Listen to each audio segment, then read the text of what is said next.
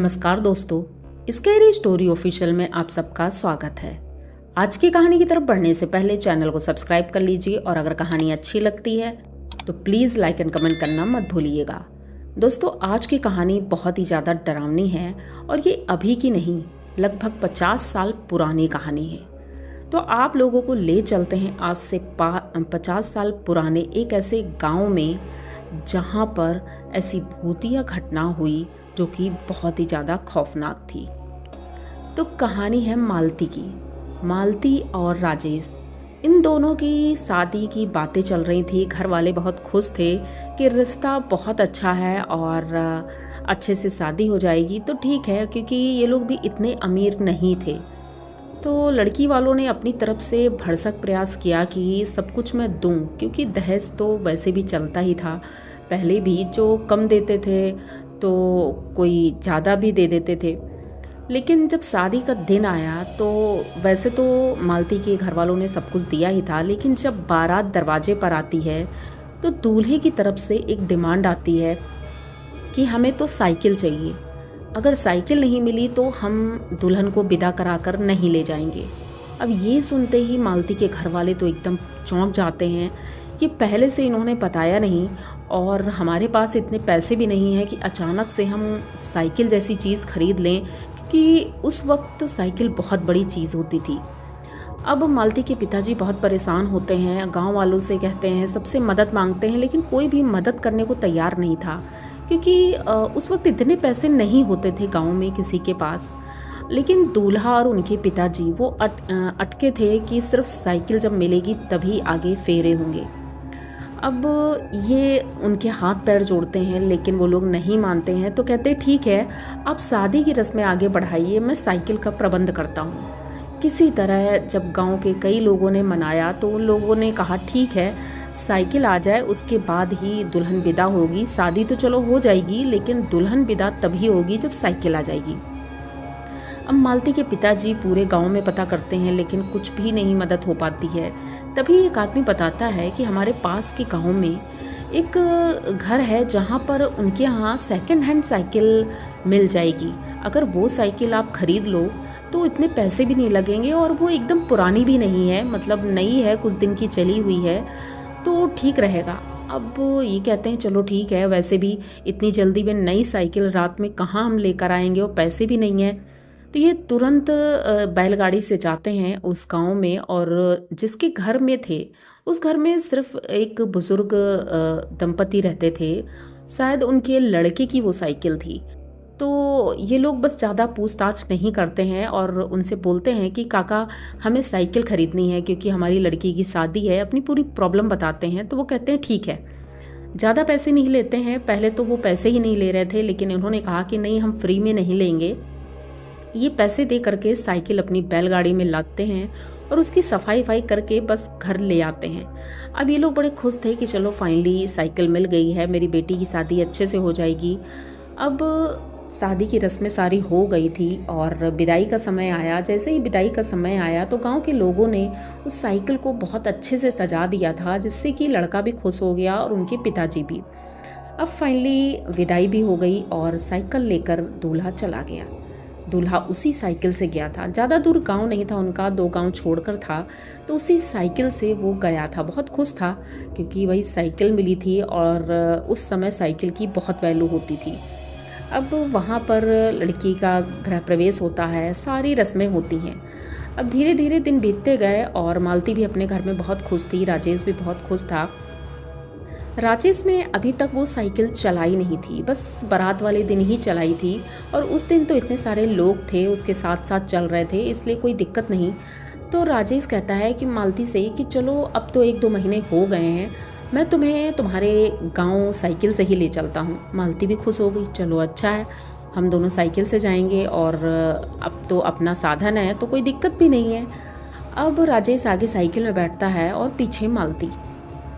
अब ये दोनों चल देते हैं, रास्ते में खूब बातें करते हैं और राजेश गाना गुनगुनाते हुए और बातें करते हुए इनके मायके पहुंचता है। जैसे ही मायके पहुंचता है तो वो साइकिल से उतरता है और कहता है मालती उतरो, लेकिन जब वो पीछे देखता है तो मालती थी ही नहीं। अब वो एकदम से चौंक जाता है कि मालती आखिर गिर कहाँ गई, क्योंकि रास्ते भर तो बात करते हुए आ रही थी।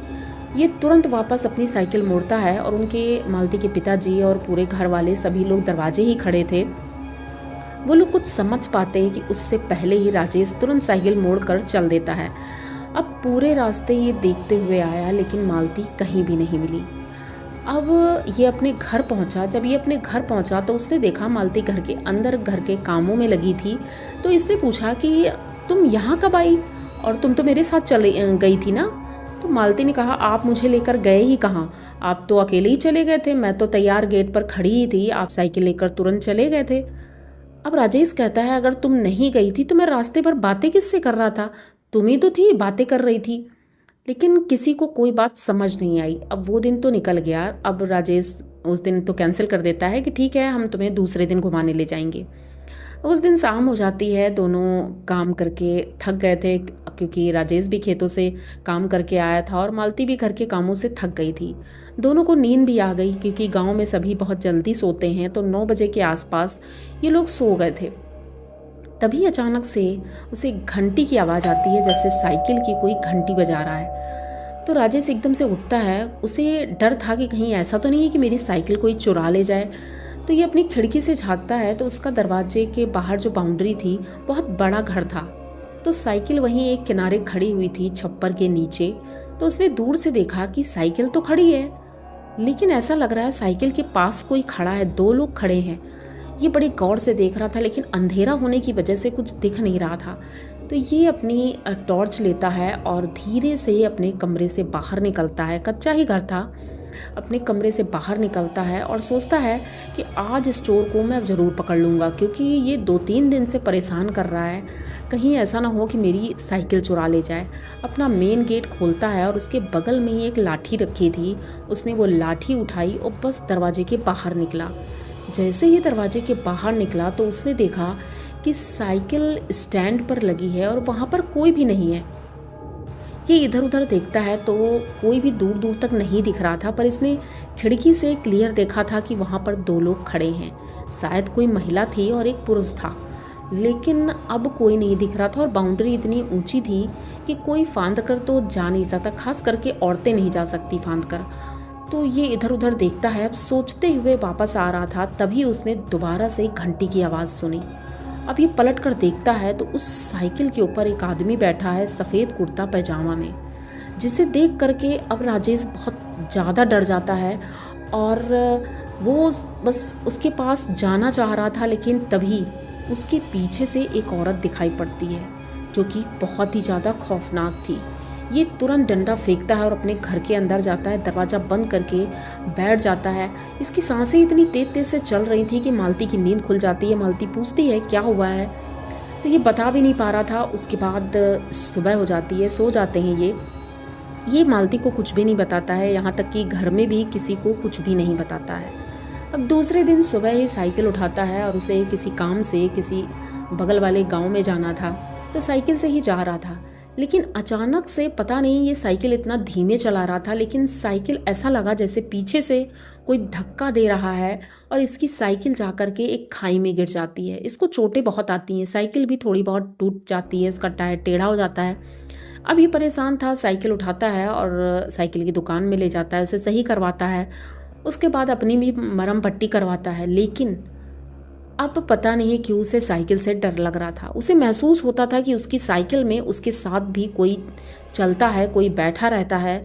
ये तुरंत अपने घर आता है और कहता है कि पिताजी अब मैं साइकिल नहीं चलाऊंगा। पिताजी कहते हैं शायद तुम भूल गए हो साइकिल चलाना, तुम्हें आता नहीं है। कहते हैं अच्छा पिताजी, मुझे साइकिल चलाना नहीं आता है, इतने सालों से मैं चला रहा हूँ और मुझे साइकिल चलाना नहीं आता। तो वो कहते हैं कि हो सकता है नहीं आता हो, तुमने इतने दिनों से नहीं चलाई थी, हो सकता है इस वजह से हो।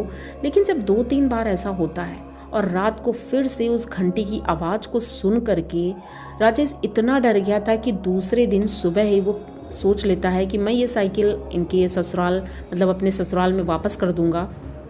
उसी साइकिल से ये ससुराल जाता है और वो साइकिल वापस कर देता है। अब उनके सास ससुर पूछते हैं कि बेटा क्या बात है, आप ये साइकिल क्यों वापस कर रहे हो। इन्होंने कुछ भी नहीं कहा, बस वो साइकिल वापस करके आ गए। जैसे ही घर आते हैं तो मालती भी कहती है साइकिल क्यों वापस कर दी। तब इन्होंने पूरी बात बताई। अब मालती ने अपने घर वालों को भी ये बात बताई। तो जब उनके घर वालों को ये बात पता चली तो जहाँ से वो साइकिल लाए थे वहाँ पहुँचते हैं, उनसे पूछते हैं, वो बूढ़े दंपति जो थे बुज़ुर्ग, तो उनसे पूछते हैं तो वो बताते हैं कि ये साइकिल मेरे बेटा और बहू की है। उन्होंने बड़ी उम्मीदों से ये साइकिल खरीदी और पहली ही बार जब वो साइकिल से घूमने गए थे तभी उनका एक्सीडेंट हो गया था। उस एक्सीडेंट में उन दोनों की मौत हो गई थी और उसके बाद से ये साइकिल यहीं खड़ी है। तभी लोगों को समझ में आता है कि शायद उन दोनों की आत्मा थी उस साइकिल में। अब ये लोग उस साइकिल से छुटकारा पा चुके थे और अपने घर आ जाते हैं। तो अब तो साइकिल की जिद राजेश कभी नहीं करता है, लेकिन मालती आज भी डर जाती है ये सब सुन करके। तो आप लोगों को मालती की ये कहानी कैसी लगी? अगर अच्छी लगी हो तो प्लीज़ चैनल को सब्सक्राइब करिए, लाइक कमेंट करिए, शेयर करिए और बने रहिए हमारे साथ। मिलते हैं फिर किसी नई कहानी में, तब तक के लिए